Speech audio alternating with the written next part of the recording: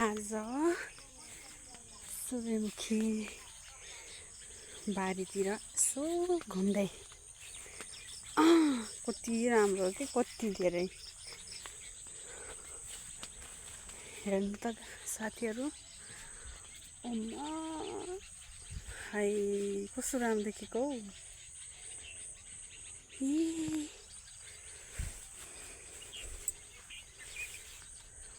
माथि अझै उजेलो भएको भए कस्तो राम्रो देखिन्थ्यो होला।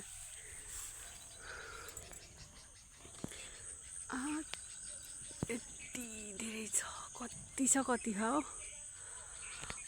आँखाले नभ्याउँदासम्म। सूर्यमुखी हेर्न आएको के म चाहिँ, अनि हजुरहरूलाई पनि यसो देखाइदिउँ भनेर। यहाँ चाहिँ खेती तेलको लागि लगाउनु हुनेछ यो ठाउँमा चाहिँ। कस्तो राम्रो नि।